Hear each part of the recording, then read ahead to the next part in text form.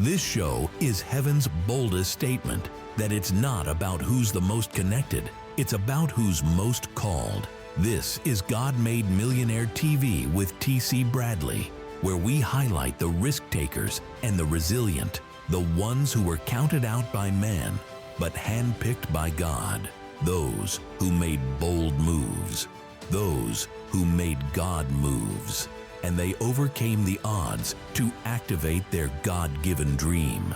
Let's crack open the God Made Millionaire TV bank vault and activate some God-given dreams. Today, we welcome a visionary who's redefining what it means to lead with purpose. Liza Marie Garcia. She's a founding partner of Now Global Media and the powerhouse behind the Imprint CEO Book Publishing, having guided, listen to this, over 200 authors and published more than 80 titles across genres ranging from business and leadership to faith and entrepreneurship. A soon-to-be 7-time author herself, her first book toured Barnes & Noble's coast to coast, and her latest kicks off an 11-month national signing tour for Barnes & Noble. A former tech CEO and IBM engineer from the Pacific Northwest, she's now a mentor and an advisor to tech startups throughout Tampa Bay Wave, helping the next generation of innovators rise. She's a bold voice for faith-driven entrepreneurship. Liza Marie Garcia, welcome to the show. Oh my goodness, thank you, TC. I'm so happy to be here. Can you believe that introduction?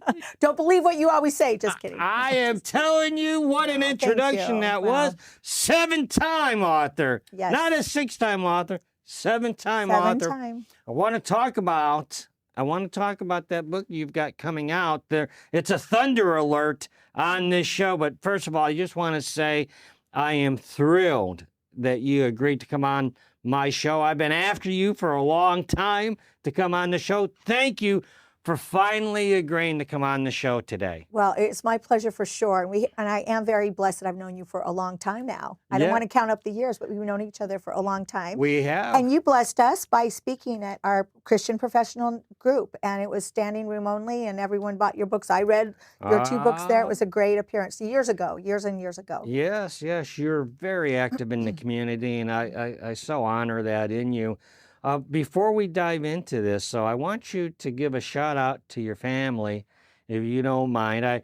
We're on national television here, but I want you to give some love out and some honor to some important people in your life, if you don't mind. Sure, shout out, right? So shout out to my family in Salt Lake City, and actually my high school reunion is coming up in Salt Lake next month, so shout out to my classmates there.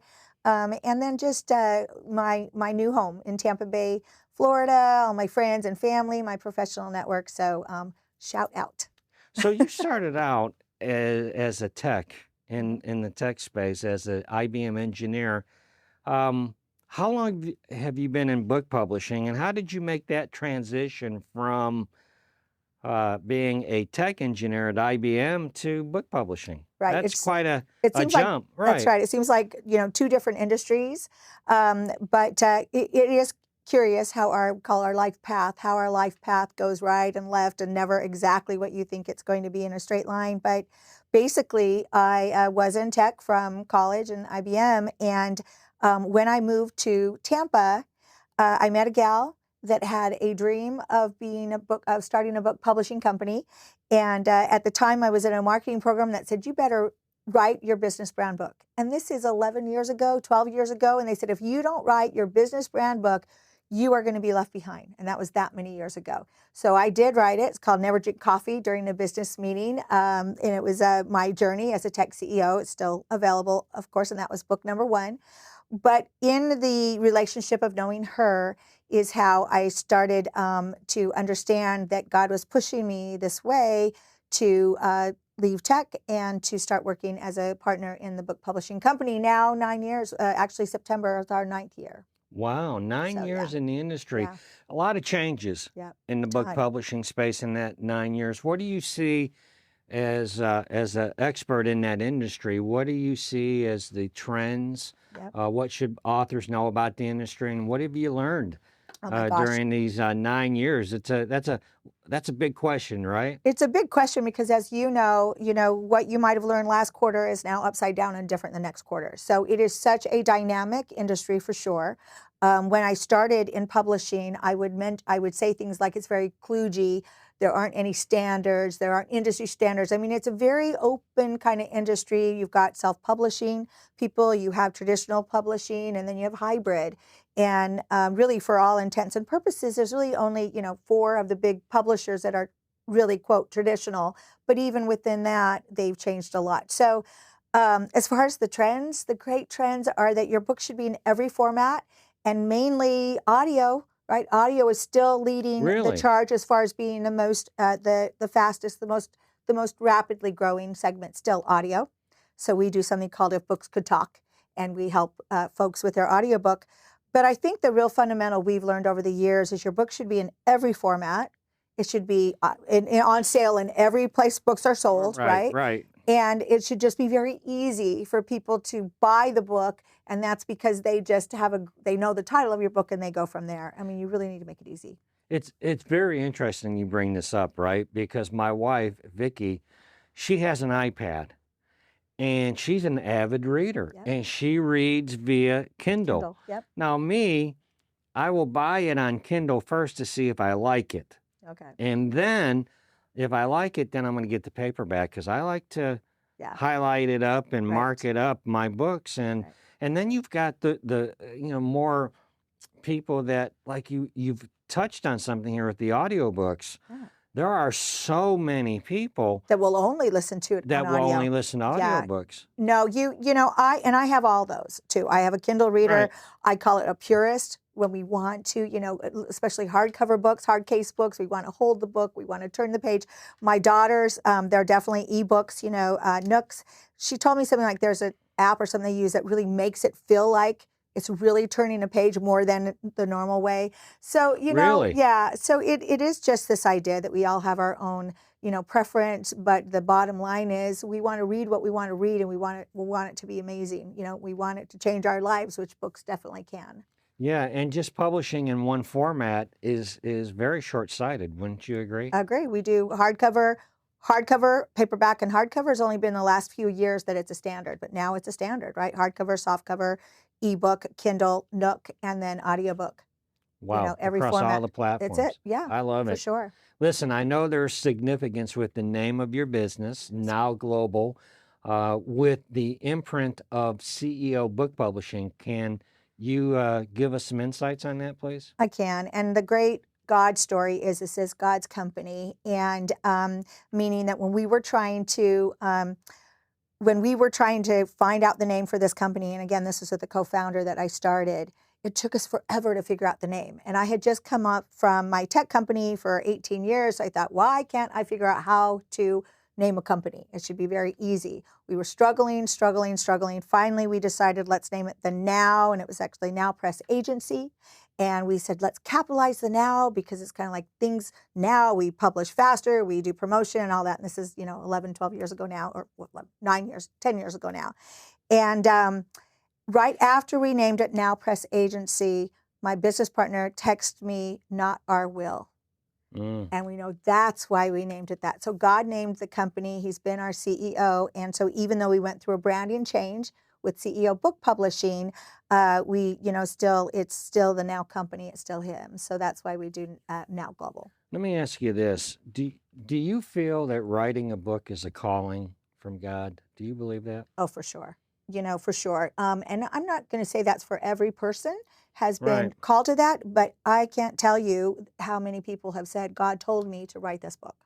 Or I know in my spirit I'm supposed to tell this tale. I'm supposed to share what I've gone through to help others, for sure.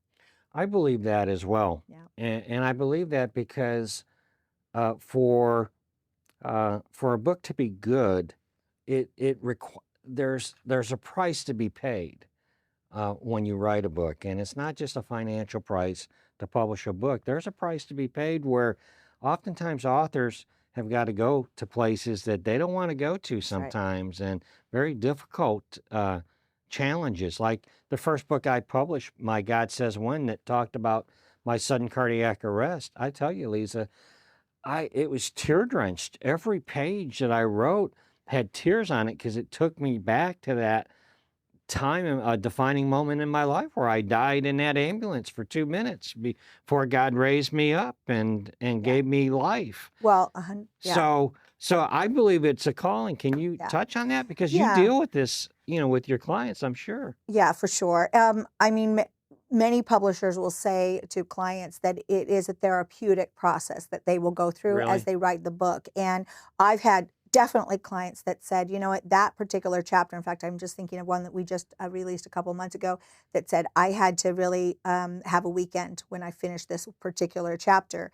And yeah, Yeah. yeah. And some of authors have even told us that they thought they had moved through something, but it wasn't until they had to write about it that they really had to move through it, so to speak. So, the most important thing is to make sure that you're writing about what you know and what you've lived through and what you've experienced. And when you do that, then you have to look at the good and the bad of what you've gone through. But it's a tremendous effort. And I'm glad you said not even talking about the financial Right. investment, but energy and mental strength and physical strength and just a commitment to go ahead and be Well, authentic. you've got to go to places that Yeah. maybe you don't want to go to, and it's very challenging. I found it to be very challenging, and I just think there's such a call if it's going to be good, right? If Yep.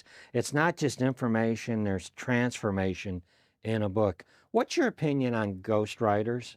You So know, what that's funny. seriously, what's your opinion on that? Because that's an easy way out to get a book. But You know, it can be the wrong way. So it's funny you say that because for the right? first few years of this company, I would never even use that word ghostwriting. We Okay, didn't do ghostwriting. I was very adamant about it. And I was biased because I'd met a ghostwriter. I'd met a few, but I met one in particular that I heard the two books that she had read, excerpts that she had written, and they sounded both the same. And so it wasn't what we know to do, which is to make sure we're editing or keeping the voice of the author. So I had a bias about it. And so then I noticed though there were authors and clients that needed our help. They weren't writers, they weren't content editors. right, So right. they really needed our help. And we used to use the term heavy content editing. So we do help. Our editors, our most skilled, are great writers. So we help that, but we are never going to make up content whatsoever. It is always has to be the authentic content of the client. So it can't be a ghostwriter's content in their book, Because so to speak. otherwise, what happens is you have a book in the ghostwriter's voice and Yeah, not the author's voice. exactly. And even the ghostwriter's experience, because they didn't have an experience with the author. It can't be inauthentic. So you've developed a system where you take the best of ghostwriting Yes. and the best of that client experience and merge them Yes. to create a positive outcome of a book in that author's voice. Well, it's about editing. It's about editors, like You're you right. said. It's about an amazing editor that knows how to make it so that you keep on wanting to turn the page. It's about amazing editing that makes you finish the book. So you say, I just finished this book. You have to read it. That's the difference between a great book or an okay book, is really the level of the editor. And our best editors are great writers and great Right. editors. And those are two different skills, really. Why do you believe, because you're on record as stating that now's the most critical time in our Yeah. history to publish a book? Mhm. So why don't you take a moment and explain to our audience why you feel that so strongly? I do feel it strongly, and it's for a few reasons, but I'll just mention the main reason. And the main reason is that in our day right now of content, and what's out there in the world, whether we understand it or know it or even read it ourselves, your content about who you are, what you do, what you believe in is already out for people to see. And so if you don't write a book or if you don't write your own content, you don't publish your own content, podcasts, other formats, then you're letting the world put your content out. Right. And it doesn't take much if you're a business owner to put an ebook out, to put the right content out there, and it doesn't take much to appear on a podcast or a TV show like I'm on right now, where you talk about what you believe, who you are, and set your own content. A defining moment in my life, and I've never shared this with you, but I had a favorite author, and I love this woman's book. I loved it. I wore it out. It had suntan lotion on it, right? Because I take it so outside much. by the pool and I read it and reread it again. And she released another book not too long after that. And Lisa, it was god awful. It Oh, was terrible. She went shoot. off of this track in such a dramatic fashion away from what was in the previous book. And it was goofy. I have to tell you, it was goofy than a June bug. And the realization came to me that, you know what? You can be goofy as a June bug and still publish a book. And I think one of the biggest challenges for people publishing a book or activating a God-given dream is they got the little fat man up on their shoulder going, whispering, going, who are you to write a book? Who are you to publish a book? Yeah. Your voice, who's going to listen to your voice? Right. Can you What do address you that? have? Yeah, I mean, what do you have special to say? Right. Or this has already been written about. I mean, we hear all of those things. Talk about it. And no, it has to do with the lack of confidence, right? And like you said, it has to do with that that voice that you're not good enough. That's not from God. Right. If you can recognize that that's not a voice that's from God. God Speak doesn't to say, those people at well, home. God doesn't say, God doesn't talk that way. You're not good enough. Who are you to think you are good enough? That's not, if you know the character of God, that's not him in any way, shape, or form. So as you hear that, you put it aside, say, I'm not listening to you. And just to trust that God has made us all amazing and has made us amazingly unique.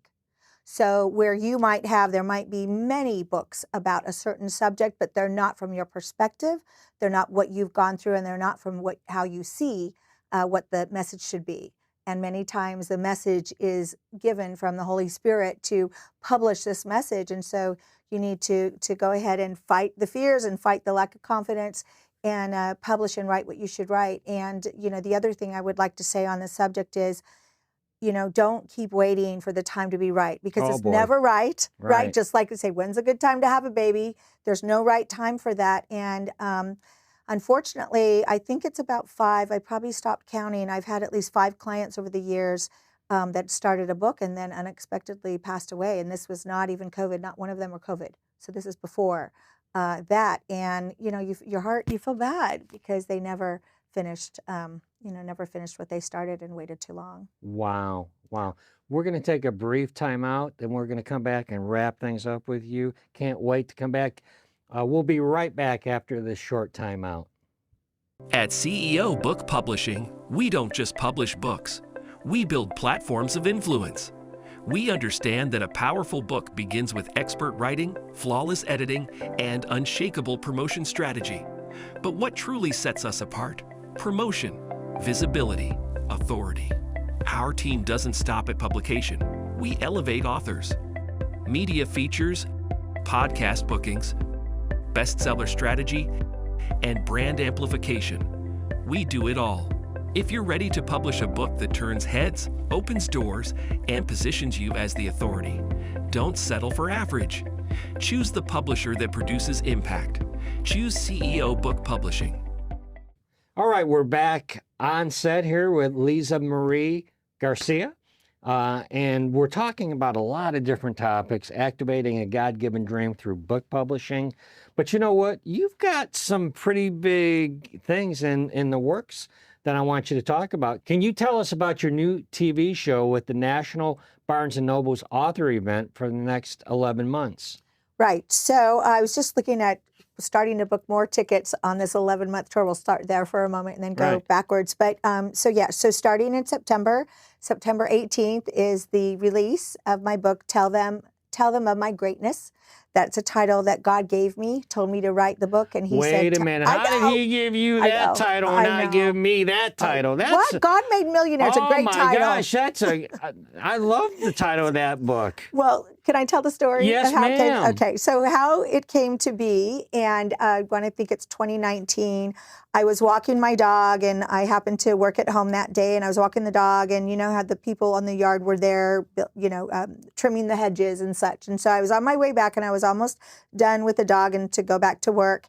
And I was just standing at the hedge, and I was saying to God, wow, I was thinking about the story with Abraham when he is seeing the burning bush and he's talking with God. And I was saying to him in my spirit, wow, I wonder what Abraham felt like that when he saw it and he was talking to you, but nothing was burning and just around him. And I was just saying that's just how incredible would Abraham feel and how great you are. And he said, tell them of my greatness.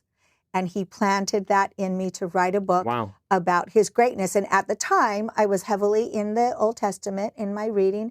And so I knew that what he wanted me to do is take what I've been learning with the difference in Old Testament and the different stories. And not everyone knows all the stories of the Old Testament. It's not as popular, maybe you say, as the New Testament, right? So I knew that that's what the book was supposed to be. And so the book is, I take a story from the Old Testament, and then I take a professional case that kind of matches that story, and then a corporate case that shows people about that story. And then sometimes I'll put a company story, my own company, in there in the chapters, and then Wow. the full verse. So it's in only the way God can put the book together, he put the book together. This ain't no dinky donkey book, I would tell you right now. Thank That's you. powerful. Thank you. Well, That is, I'm excited for this book to come out. well, it's God in the C-suite is the tagline, and then divine influence drives success. And so for us believers, we know that when we ask him, I mean, he just wants us to ask him. You know, when we ask him for help, he helps us in ways that we don't even imagine he's going to help us. And so it is that idea that as a Christian professional, we understand that his influence absolutely drives success, absolutely makes us successful because of him. Yeah, amen, amen. Well, you talked a little bit about the book, and I want to deep dive a little bit further into that, but I don't want to let you off the hook. What about the television the TV show? show. So yes, so we are starting a television show. Right now the plan is to tape in October, and the name of the show is If Books Could Talk. And basically it's for Christian book authors to come on and talk about their book. Now, we also hope that they have an audio book, like we said, in the book in all formats. We also would help them with that. But it's, let's talk about your book. Really dig in and talk about what is the purpose, what is the main message that you try to convey in your book. And hopefully you have a book that focuses on that main message. But sometimes people lose their way a little bit in a book, right? And so this show will help authors really say, this book is about, and then they talk about their purpose. Well, there's not a lot of television platforms out here that for faith-based authors, let alone authors, let alone faith-based authors. So I salute you for that. That's very, very exciting. Thank you. I'm excited for it. Thank you. How did you come up with the title of the show, the name of the show? Well, I will tell you, it was my second chosen title, and then when my first one was already taken by a big publisher all over the place, I'm like, of course, I thought I was being original, right? Yeah, right. So it was my second one, but it was really that, as I said, the fastest growing segment is audiobooks right now. So it really was that, make sure your book is talking. And so it was just about that as I was trying to figure out what the show should be called, is If Books Could Talk. Tell me what they would say. Wow. I'm excited about that, Thank too. you. Well, to have you on, you've got many books that can talk. And all your books talk to the Spirit. Absolutely. Absolutely. Tell me about your book. Who should read that book? Yes. I am a Christian professional. I lead a group called Faith Driven Entrepreneurs. I'm a business person, true and true. I'm a more than 25-year now employer. I worked in corporate America, big enterprise-sized business clients to the small ones that I have now. So I have a friend, I like to take her tagline, and she says, business is my sport. It is. So this book is for faith-based entrepreneurs, founders, C-suites, and even maybe people that aren't so sure about the power of God. I want them to know that we have a living, working, powerful God that is resident and right here, and it is part of our lives every day. Can you address for the person in the audience right now that has a little gray up in their hair, they're in that older season of their life? I believe God's calling that generation as well to activate their God-given dreams and write their book. 100%. And, it's one of the other main types of genres that we focus on is a legacy book, is a memoir. And we just published one recently. But the the unfortunate thing, or you could say fortunate, is that like my mom and dad's age group, they didn't have a Facebook. They do maybe now, but they didn't have a social media account that chronicled their whole life, right? So if people don't have a legacy book or a memoir book, they're the memories of what they did, and they've done amazing things, but maybe one person knows, a couple of their kids know, or, a grandkid might know a little bit of it. So when you write or invest a time in a legacy or memoir book, it's just an amazing, outstanding treasure, and it's there for hundreds and hundreds of years, right? Because it's published in print. So we have had clients over the years that have had us write a book for their parents. We've had clients that said, I want you to help us with a book, but we're not going to publish it. We're just going to give it to our family. We've had a few clients that we've done that for. But, again, it's that, are you going to set your content straight, or are you going to let someone else? Or are you going to let your legacy die, or are you going to go ahead and, document it? Wow. Wow. Take us, and we're almost out of time. I can't believe this. You're going to have to come back and see me after you get back from this worldwide book tour that you're doing. But take me into a defining moment in your life where everything changed. Well, it really has to do with this company. This company, now Global, and Now Publishing was the company before. So I was probably not quite 2 years in, and the first partner that started it with me had resigned after 10 months because it was too hard. She'd never been an entrepreneur and didn't understand what that looked like. We had bought a magazine. I'd partnered up with a second partner. And so it was under 2 years, and the second partner said, I hate to tell you, but I'm moving to Uruguay with my husband, so I have to quit. So here I have a magazine, I've got the company, I have now gone through I've gone through a savings account, I've gone through what I had. I took a loan and went through a savings account because I was the bank for the company. It was bootstrapped by me. So, and I have 2 young daughters that are probably 4th or 5th grade, and also divorced, unfortunately. So I'm the income for the company and for my family. And I remember at this time, I was heading to a women's networking group. And I was there a little bit early, and and people were kind of milling in. And I remember thinking and looking and just thinking to myself, geez, what's the common denominator here? My partners are dropping like flies. And I was thinking negative, and normally that's not who I am. And I was just there, and I was thinking I should just go get a job. I can get a 6-digit tech job and all that. And I heard God's voice for the first time. And God's voice for the very first time was, if you don't, as I was looking at the women there, if you don't publish their stories, who will? Wow. 100% that. And from that day forward, until he says, I heard you talking a little earlier, until he says, don't publish books anymore, I will continue to do it. And he still brings me clients that I feel very grateful that I'm telling their story.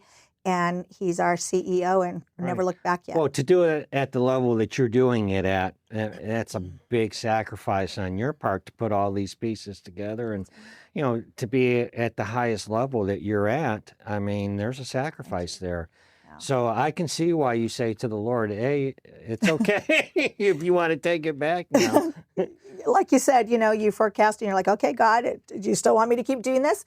And he still says yes, and he blesses me. Listen, we're out of time. Can you believe that? At this point, we're out of time. I'm going to drop a link down below so you can connect with this powerful, powerhouse woman of God. You've got to promise me to come back after you publish that book, and I'm excited to hear about the book tour as well. Will you promise to do that for me? I promise, and I appreciate it, and I love you. I think Thank you're you awesome. so much for coming. Thank you.